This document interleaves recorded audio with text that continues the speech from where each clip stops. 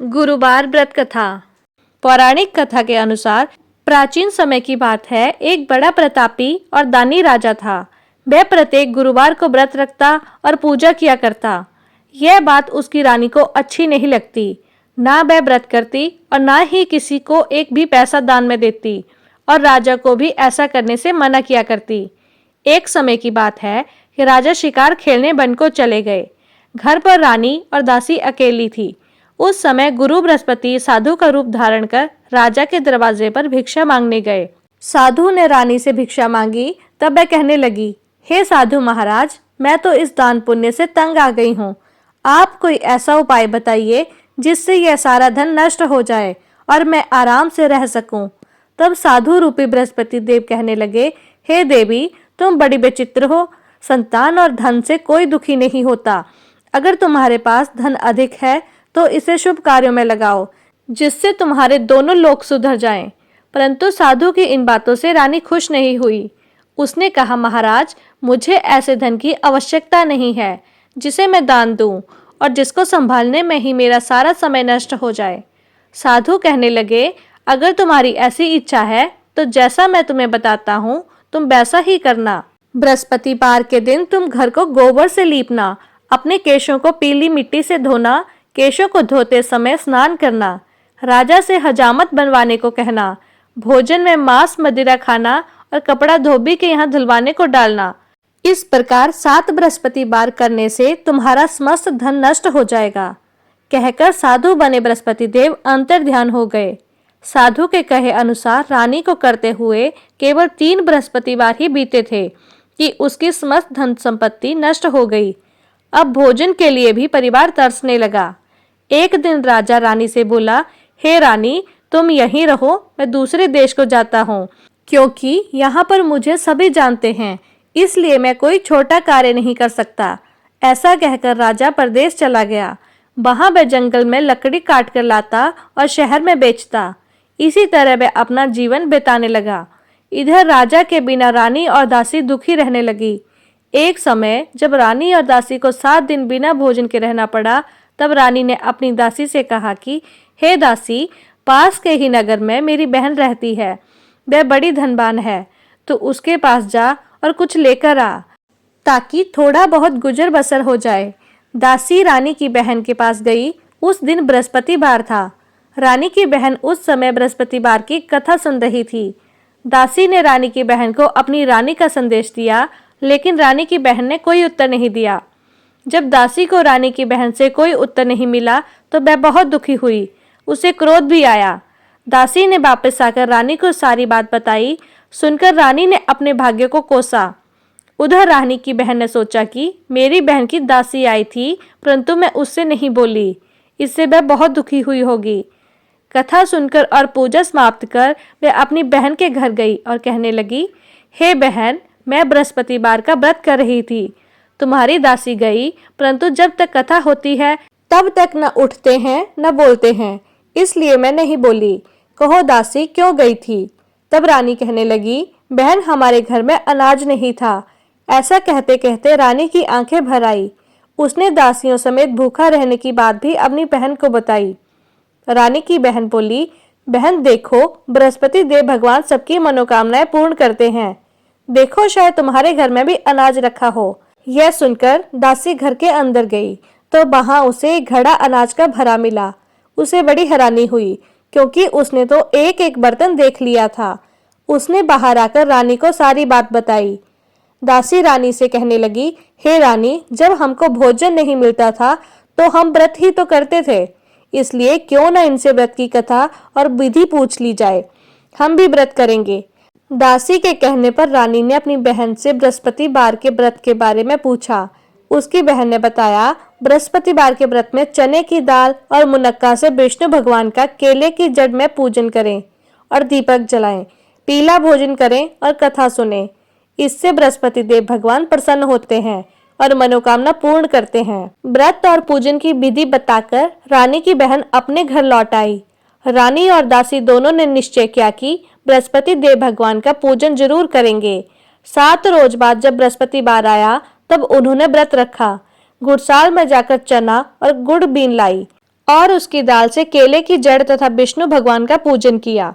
अब पीला भोजन कहाँ से आए? दोनों बड़ी दुखी हुई, परंतु उन्होंने व्रत किया था, इसलिए बृहस्पति देव भगवान प्रसन्न थे। एक साधारण व्यक्ति के रूप में वे 2 थालों में पीला भोजन लेकर आए और दासी को देकर बोले, हे दासी, यह भोजन तुम्हारे और तुम्हारी रानी के लिए है, इसे तुम दोनों ग्रहण करना। दासी भोजन पाकर बहुत प्रसन्न हुई। उसने रानी को सारी बात बताई। उसके बाद से वे प्रत्येक बृहस्पतिवार को गुरु भगवान का व्रत और पूजन करने लगी। बृहस्पति भगवान की कृपा से उनके पास धन हो गया, परंतु रानी फिर पहले की तरह आलस करने लगी। तब दासी बोली, देखो रानी, तुम पहले भी इस प्रकार आलस किया करती थी। तुम्हें धन रखने में कष्ट होता था, इसी कारण सभी धन नष्ट हो गया। अब बृहस्पति देव भगवान की कृपा से धन मिला है, तो तुम्हें फिर आलस होता है।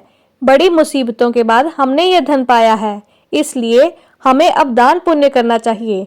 अब तुम भूखे मनुष्य को भोजन कराओ, प्याऊ लगवाओ, ब्राह्मणों को दान दो, कुआं, तालाब, बावड़ी आदि का निर्माण करवाओ, मंदिर, पाठशाला बनवाकर ज्ञान दान दो, कुंवारी कन्याओं का विवाह करवाओ, अर्थात धन को शुभ कार्यों में खर्च करो, जिससे तुम्हारे कुल का यश बढ़े तथा स्वर्ग प्राप्त और पितृ प्रसन्न हो। तब दासी की बात मानकर रानी शुभ कार्य करने लगी, जिससे उसका यश फैलने लगा। एक दिन रानी और दासी आपस में विचार करने लगी कि ना जाने राजा किस दशा में होंगे, उनकी कोई खोज खबर भी नहीं है। उन्होंने श्रद्धा पूर्वक बृहस्पति भगवान से प्रार्थना की कि राजा जहाँ कहीं भी हो, शीघ्र वापस आ जाएं। उधर राजा परदेश में बहुत दुखी रहने लगा। वह प्रतिदिन जंगल से लकड़ी बीन कर लाता और उसे शहर में बेचकर अपने दुखी जीवन को बड़ी कठिनाई से बिता रहा था। एक दिन दुखी होकर वह अपनी पुरानी बातों को याद करके रोने लगा और उदास हो गया। उसी समय राजा के पास बृहस्पति देव साधु के वेश में आकर बोले, हे लकड़हारे, तुम इस सुनसान जंगल में किस चिंता में बैठे हो, मुझे बताओ। यह सुनकर राजा की आंखों में आंसू भर आए। साधु को प्रणाम करके राजा ने अपनी पूरी कहानी सुना दी। महात्मा दयालु होते हैं। वे राजा से बोले, राजा, तुम्हारी पत्नी ने बृहस्पति देव के प्रति अपराध किया था, जिसके कारण तुम्हारी यह दशा हुई। अब तुम चिंता मत करो, भगवान तुम्हें पहले से अधिक धन देंगे। तुम्हारी पत्नी ने बृहस्पतिवार का व्रत प्रारंभ कर दिया है। अब तुम भी बृहस्पतिवार का व्रत करके चने की दाल और गुड़ जल के लोटे में डालकर केले का पूजन करो, फिर कथा कहो या सुनो। भगवान तुम्हारी सभी मनोकामनाओं को पूर्ण करेंगे। साधु की बात सुनकर राजा बोला, हे प्रभु, लकड़ी बेचकर तो इतना पैसा भी नहीं मिलता जिससे भोजन के बाद कुछ बचा सकूं। और मैंने रात को सपने में अपनी रानी को व्याकुल देखा है। मेरे पास कोई साधन नहीं जिससे उसका समाचार जान सकूं। फिर मैं कौन सी कहानी कहूं, यह भी मुझको नहीं पता। साधु महाराज कहने लगे, हे राजा, मन में बृहस्पति भगवान के पूजन व्रत का निश्चय करो। वे स्वयं तुम्हारे लिए कोई न कोई राह बना देंगे। बृहस्पतिवार के दिन तुम रोजाना की तरह लकड़ियां लेकर शहर में जाना। तुम्हें रोज से 2 गुना धन मिलेगा, जिससे तुम भली भांति भोजन कर लोगे और बृहस्पति देव की पूजा का सामान भी आ जाएगा। जो तुमने बृहस्पति जी की कहानी के बारे में पूछा है, वह इस प्रकार है। प्राचीन काल में एक बहुत ही निर्धन ब्राह्मण था। उसके कोई संतान नहीं थी। वह नित्य पूजा पाठ करता, लेकिन उसकी स्त्री ना तो स्नान करती, ना किसी देवी देवता का पूजन करती। इस कारण ब्राह्मण देवता बहुत दुखी रहते थे। फिर भगवान की कृपा से ब्राह्मण के यहाँ एक कन्या उत्पन्न हुई। वह कन्या बड़ी होने लगी। प्रातः काल स्नान करके वह भगवान विष्णु का जाप करती, बृहस्पतिवार का व्रत भी करती। पूजा पाठ समाप्त कर पाठशाला में जाती तो वह अपनी मुट्ठी में जौ भर के ले जाती और पाठशाला के मार्ग में डालती जाती। लौटते समय वही जौ स्वर्ण के हो जाते तो उनको बीनकर घर में ले आती। एक दिन वह बालिका सूप में उन सोने के जौ को फटक कर साफ कर रही थी। तभी उसकी माँ ने देख लिया और कहने लगी, हे बेटी, सोने के जौ को फटकने के लिए तो सोने का सूप भी होना चाहिए। दूसरे दिन गुरुवार था। कन्या ने व्रत रखा और बृहस्पति देव से सोने का सूप देने की प्रार्थना की। बृहस्पति देव ने उसकी प्रार्थना स्वीकार कर ली। रोजाना की तरह वह कन्या जौ फैलाती हुई पाठशाला में चली गई। पाठशाला से लौटकर जब वह जौ बीन रही थी, तब बृहस्पति देव की कृपा से उसे सोने का सूप भी मिल गया। उसे वह लेकर घर आई और उससे जौ साफ करने लगी, परंतु उसकी माँ का वही ढंग रहा। एक दिन की बात है, वह कन्या सोने के सूप में जौ साफ कर रही थी। उस समय उस नगर का राजकुमार वहां से निकला। कन्या के रूप और कार्य को देखकर वह उस पर मोहित हो गया। राजमहल आकर वह भोजन तथा जल त्याग कर उदास होकर लेट गया। राजा को जब राजकुमार द्वारा अन्न जल त्यागने का समाचार ज्ञात हुआ, तब वह अपने मंत्रियों के साथ अपने पुत्र के पास गया और कारण पूछा। राजकुमार ने राजा को उस लड़की के घर का पता भी बता दिया। मंत्री उस लड़की के घर गया। मंत्री ने ब्राह्मण के समक्ष राजा की ओर से निवेदन किया और कुछ ही समय बाद ब्राह्मण की कन्या का विवाह राजकुमार के साथ संपन्न हो गया। कन्या के घर से जाते ही ब्राह्मण देवता के घर में पहले की तरह गरीबी का निवास हो गया। एक दिन दुखी होकर ब्राह्मण अपनी पुत्री से मिलने गए। बेटी ने पिता की दुखी अवस्था को देखा और अपनी माँ का हाल पूछा। ब्राह्मण देवता ने सभी हाल कह सुनाया। तब कन्या ने बहुत सा धन देकर अपने पिता को विदा कर दिया, लेकिन कुछ दिन के बाद ही फिर वही हाल हो गया। ब्राह्मण फिर अपनी कन्या के यहाँ गया और सभी हाल कहा, तो पुत्री बोली, हे पिताजी, आप माता जी को यहाँ लाओ और मैं उन्हें विधि बता दूंगी, जिससे गरीबी दूर हो जाए। ब्राह्मण देवता अपनी पत्नी को साथ लेकर अपनी पुत्री के पास राजमहल में पहुंचे। तब पुत्री अपनी माँ को समझाने लगी, हे माँ, तुम प्रातः काल स्नान आदि करके भगवान विष्णु का पूजन करो तो सब दरिद्रता दूर हो जाएगी। परंतु उसकी माँ ने उसकी एक भी बात नहीं मानी। वह प्रातः काल उठकर अपनी पुत्री की बची जूठन को खा लेती। एक दिन उसकी पुत्री को बहुत गुस्सा आया। उसने अपनी माँ को एक कोठरी में बंद कर दिया। प्रातः उसे स्नान आदि कराकर पूजा पाठ करवाया तो उसकी माँ की बुद्धि ठीक हो गई। इसके बाद वह नियम से पूजा पाठ करने लगी और प्रत्येक बृहस्पतिवार को व्रत रखने लगी। इस व्रत के प्रभाव से मृत्यु के बाद वह स्वर्ग को गई। वह ब्राह्मण देवता भी सुखपूर्वक इस लोक का सुख भोग कर स्वर्ग को प्राप्त हुए। इस तरह कहानी कहकर साधु बने देवता वहां से अलोप हो गए। धीरे धीरे समय बीतने पर फिर बृहस्पतिवार का दिन आया। राजा जंगल से लकड़ी काटकर शहर में बेचने गया। उसे उस दिन और दिनों से अधिक धन मिला। राजा ने चना गुड़ आदि लाकर बृहस्पतिवार का व्रत किया। उस दिन से उसके सभी कलेश तुरंत दूर हो गए। परंतु जब अगले गुरुवार का दिन आया तो वह बृहस्पतिवार का व्रत करना भूल गया। इसी कारण बृहस्पति भगवान नाराज हो गए।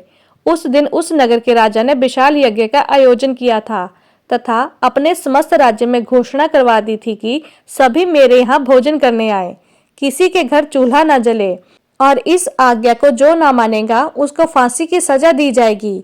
राजा की आज्ञा अनुसार राज्य के सभी निवासी राजा के भोज में सम्मिलित हुए, लेकिन लकड़हारा कुछ देरी से पहुंचा, इसलिए राजा उसको अपने साथ महल ले गए। जब राजा लकड़हारे को भोजन करा रहे थे, तब रानी की दृष्टि उस खूंटी पर पड़ी जिस पर उसका हार लटका हुआ था। उसे हार खूंटी पर लटका दिखाई नहीं दिया। रानी को निश्चय हो गया कि मेरा हार इसी लकड़हारे ने चुरा लिया है। उसी समय सैनिकों को बुलवाकर उसको जेल में डलवा दिया। अब लकड़हारा जेल में विचार करने लगा कि ना जाने कौन से पूर्व जन्म के कर्म से मुझे ये दुख प्राप्त हुआ है, और जंगल में मिले साधु को याद करने लगा। तत्काल बृहस्पति देव साधु के रूप में प्रकट हो गए और कहने लगे, अरे मूर्ख, तूने बृहस्पति देवता की कथा नहीं की और उसी कारण से तुझे यह दुख प्राप्त हुआ है। अब चिंता मत कर, बृहस्पतिवार के दिन जेल खाने के दरवाजे पर तुझे 4 पैसे पड़े मिलेंगे। उनसे तू बृहस्पतिवार की पूजा करना तो तेरे सभी कष्ट दूर हो जाएंगे। अगले बृहस्पतिवार उसे जेल के दरवाजे पर 4 पैसे मिले। राजा ने पूजा का सामान मंगाकर कथा कही और प्रसाद बांटा। उसी रात में बृहस्पति देव ने उस नगर के राजा को स्वप्न में कहा, हे राजा, तूने जिसे जेल में बंद किया है उसे कल छोड़ देना, वह निर्दोष है। राजा प्रातःकाल उठा और खूंटी पर हार टंगा देखकर लकड़हारे को बुलाकर क्षमा मांगी तथा राजा के योग्य सुंदर बस्तर आभूषण भेंट करके उसे विदा किया। गुरुदेव की आज्ञा अनुसार राजा अब अपने नगर को चल दिया। राजा जब नगर के निकट पहुंचा तो उसे बड़ा आश्चर्य हुआ। नगर में पहले से अधिक बाग, तालाब तथा कुएं, बहुत सी धर्मशाला, मंदिर आदि बने हुए थे। राजा ने पूछा, ये किसका बाग और धर्मशाला है? तब नगर के सभी लोग कहने लगे, यह सब रानी और दासी द्वारा बनवाए गए हैं। राजा को आश्चर्य हुआ और गुस्सा भी आया कि उसकी अनुपस्थिति में रानी के पास धन कहाँ से आया। उधर जब रानी ने यह खबर सुनी कि राजा आ रहे हैं तो उसने अपनी दासी से कहा, हे दासी, देख, राजा हमको कितनी बुरी हालत में छोड़कर गए थे, वह हमारी ऐसी हालत देखकर कहीं लौट न जाएं, इसलिए तू दरवाजे पर खड़ी हो जाना। रानी की आज्ञा अनुसार दासी दरवाजे पर खड़ी हो गई और जब राजा आए तो उन्हें अपने साथ महल में लाई। तब राजा ने क्रोध करके अपनी तलवार निकाली और पूछने लगा, बताओ यह धन तुम्हें कैसे प्राप्त हुआ। तब रानी ने सारी कथा कह सुनाई। राजा ने निश्चय किया कि मैं रोजाना दिन में 3 बार कहानी कहा करूंगा और रोज व्रत किया करूंगा। अब हर समय राजा के दुपट्टे में चने की दाल बंधी रहती तथा दिन में 3 बार कथा कहता। एक रोज राजा ने विचार किया कि चलो अपनी बहन के यहाँ हो आए। इस तरह निश्चय करके वह राजा घोड़े पर सवार होकर अपनी बहन के यहाँ चल दिया। मार्ग में उसने देखा कि कुछ आदमी एक मुर्दे को लेकर जा रहे हैं। उन्हें रोककर राजा कहने लगा, अरे भाइयों, मेरी बृहस्पतिवार की कथा सुन लो। वे बोले, लो, हमारा तो आदमी मर गया है, इसको अपनी कथा की पड़ी है। परंतु कुछ आदमी बोले, अच्छा कहो, हम तुम्हारी कथा भी सुनेंगे। राजा ने दाल निकाली और अपनी कथा कहनी शुरू कर दी। जब कथा आदि हुई तो मुर्दा हिलने लगा। जब कथा समाप्त हुई तो राम राम कह के वह मनुष्य खड़ा हो गया। राजा आगे बढ़ा। उसे चलते चलते शाम हो गई। आगे मार्ग में उसे एक किसान खेत में हल चलाता मिला। राजा ने उसे भी कथा सुनने का आग्रह किया, लेकिन वह नहीं माना। राजा आगे चल पड़ा। राजा के हटते ही बैल पछाड़ खाकर गिर गए और किसान के पेट में जोर से दर्द होने लगा। उसी समय किसान की माँ रोटी लेकर आई। उसने जब देखा तो अपने पुत्र से सब हाल पूछा। बेटे ने सभी हाल बता दिया। बुढ़िया दौड़ी दौड़ी उस घुड़सवार के पास पहुंची और बोली, हे राजा, मैं आपकी कथा सुनूंगी। आप अपनी कथा मेरे खेत में ही चलकर कहना। तब राजा ने लौटकर बुढ़िया के खेत में जाकर कथा कही, जिसके सुनते ही बैल खड़े हो गए तथा किसान के पेट का दर्द भी बंद हो गया। अब राजा अपनी बहन के घर पहुंच गया। बहन ने भाई की खूब मेहमानबाजी की। दूसरे रोज प्रातःकाल राजा जगा तो वह देखने लगा कि सब लोग भोजन कर रहे हैं। राजा ने अपनी बहन से पूछा कि कोई ऐसा मनुष्य भी है जिसने भोजन न किया हो, जो मेरी बृहस्पतिवार की कथा सुन सके। तब बहन बोली, हे भैया, यह देश ऐसा ही है। यहाँ लोग पहले भोजन करते हैं, बाद में कोई अन्य कार्य करते हैं। फिर वह एक कुम्हार के घर गई जिसका लड़का बीमार था। उसे मालूम हुआ कि उसके यहाँ 3 दिन से किसी ने भोजन नहीं किया है। रानी ने अपने भाई की कथा सुनने के लिए कुम्हार से कहा। तब वह तैयार हो गया। राजा ने जाकर बृहस्पतिवार की कथा कही, जिसको सुनकर उसका लड़का ठीक हो गया। अब तो राजा की प्रशंसा होने लगी। एक दिन राजा ने अपनी बहन से कहा, बहन, अब मैं अपने घर को जाऊंगा, तुम भी तैयार हो जाओ। राजा की बहन ने अपनी सास से अपने भाई के साथ जाने की आज्ञा मांगी। सास बोली, हाँ चली जा, मगर अपने लड़के को लेकर मत जाना, क्योंकि तेरे भाई की कोई संतान नहीं है। बहन ने अपने भाई से कहा, हे भैया, मैं तो चलूंगी, मगर कोई बालक नहीं जाएगा। तब राजा कहने लगा कि जब बालक ही नहीं जाएंगे तब तुम भी चलकर क्या करोगी। और अपनी बहन को भी छोड़कर दुखी मन से राजा अपने नगर को लौट आया। राजा ने अपनी रानी से सारी कथा बताई और बिना भोजन किए ही शैया पर लेट गया। रानी बोली, हे प्रभु, बृहस्पति देव ने हमें सब कुछ दिया है, वे हमें संतान भी अवश्य देंगे। उसी रात बृहस्पति देव ने राजा को स्वप्न में कहा, राजा उठ, सभी सोच त्याग दे, तेरी रानी गर्भ से है। राजा को यह जानकर बड़ी खुशी हुई। 9वें महीने में रानी के गर्भ से एक सुंदर पुत्र पैदा हुआ। तब राजा बोला, हे रानी, स्त्री बिना भोजन के रह सकती है, परंतु बिना कहे नहीं रह सकती।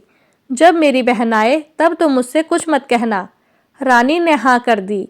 जब राजा की बहन ने यह शुभ समाचार सुना तो वह बहुत खुश हुई और बधाई लेकर अपने भाई के यहाँ आई। रानी ने तब उसे आने का उलाहना दिया। जब भाई अपने साथ ला रहे थे तब तो टाल गई, उनके साथ नहीं आई और आज अपने आप ही भागी भागी बिना बुलाए आ गई। तब राजा की बहन बोली, भाई, मैं इस प्रकार ना कहती तो तुम्हारे घर में औलाद कैसे होती। बृहस्पति देव सभी की मनोकामनाएं पूर्ण करते हैं। जो सद्भावना पूर्वक बृहस्पतिवार का व्रत करता है, कथा पढ़ता है अथवा सुनता है और दूसरों को सुनाता है, बृहस्पति देव उसकी सभी मनोकामनाएं पूर्ण करते हैं। अगर आपको ये जानकारी पसंद आई हो तो वीडियो को लाइक करें, चैनल को सब्सक्राइब करें और बेल आइकन को प्रेस करना ना भूलें। धन्यवाद।